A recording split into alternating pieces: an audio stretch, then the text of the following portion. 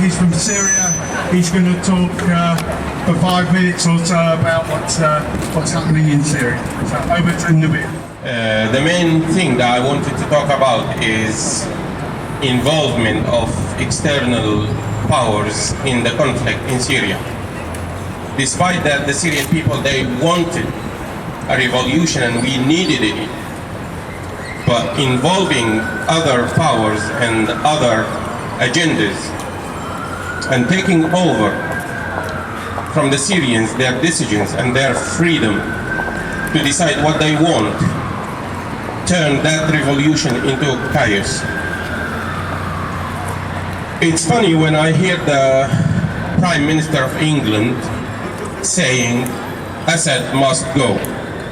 Well, it's okay for Syrians to say that if they want, but who are you to say something like that? Unless you have a Syrian citizenship, and you did not tell us about it.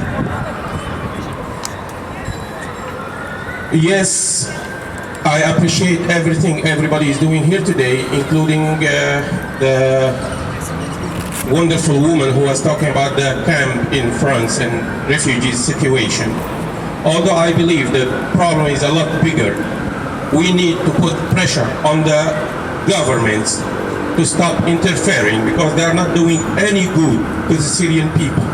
All they are doing and their agendas is to keep the conflict going on and on and on and destroy as much as possible from the country and the people. Syrians never wanted to be refugees. Syrians used to be all the time playing the role of a host, and everybody visiting Syria should know how hospitable people they are. In my hometown, we don't even have a hotel. Any foreigner will come there, we'll take him in our house. And I feel so bad when I see England especially refusing to take refugees. I'm a British citizen, by the way, and I don't have the right to bring my ill brother, my elderlies, mom and dad, at least to keep them safe from the situation they are facing in there. So, if you don't want to do anything good, why don't you at least stop doing anything? British government history, for those who knows the history, the last 100 years, they were behind all these terrorist groups and terrorist states. And I can tell you about Philby, who became Abdullah, declaring his Islam, and was the founder of the Saudi Arabia state today, which is the main support for ISIS and Al-Qaeda before them, playing it with the CIA. So today, when they say we are going to interfere in the war in Syria without telling us what they are going to do, why they are doing it, what is the purpose behind it, they cannot do it. They cannot do it by our names. We are paying tax, we are doing our best to keep this country safe, and I don't think they are helping us in any way. Yes, they need to spend the money on NHS, on security, on education, instead of putting the country of England and other countries in the risk of terrorism attacks as a revenge or whatever you want it but everybody is exposed to it today. We want to keep Syria safe as much as I want to keep England safe. To it.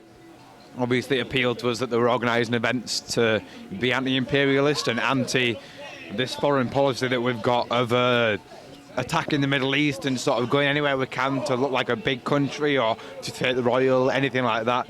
And it's not just something that isn't working now. It's not worked for the last 20 years.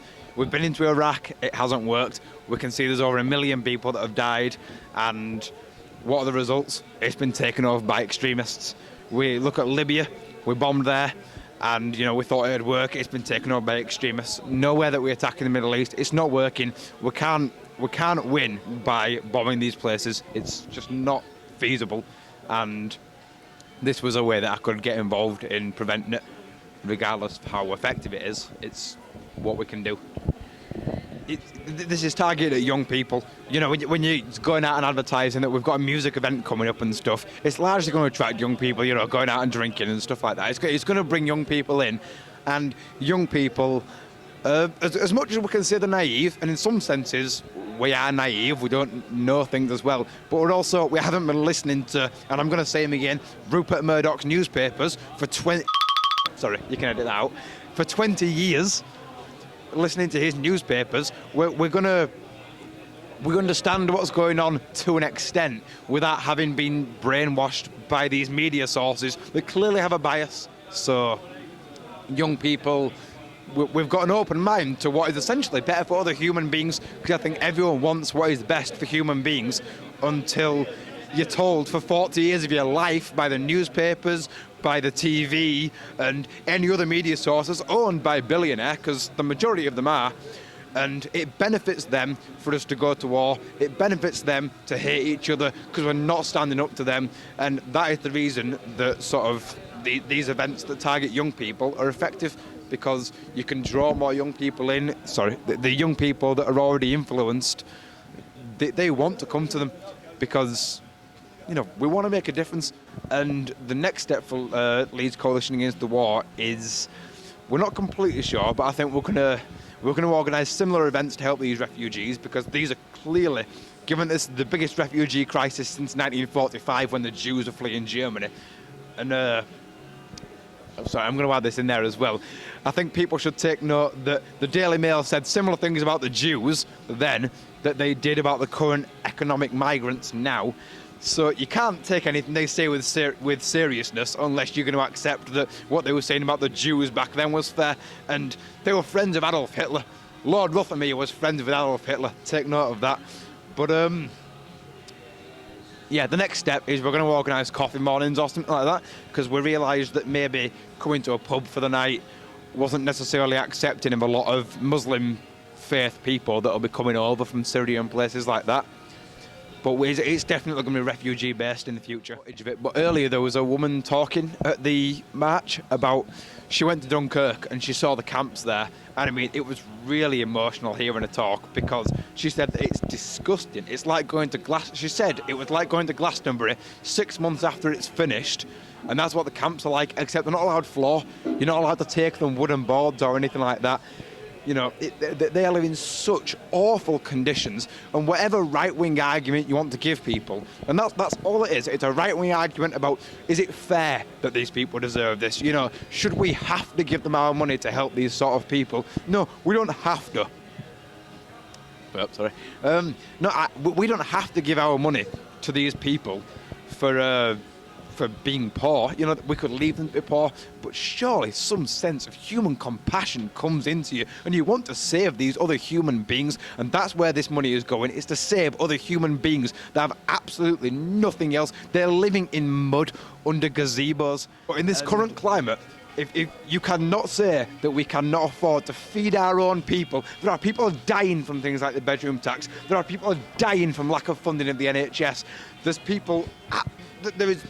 homelessness has gone up by 60%, I think, under this Tory regime. They cannot make these cuts. It is disgraceful. If they will keep funding wars, they cannot They cannot keep saying to us, yes, we have money to bomb other people, but we have no money to give you anything at all. And I think that's why the general public are realising, yeah, we can't afford these, because they are being affected. They are having everything taken from them.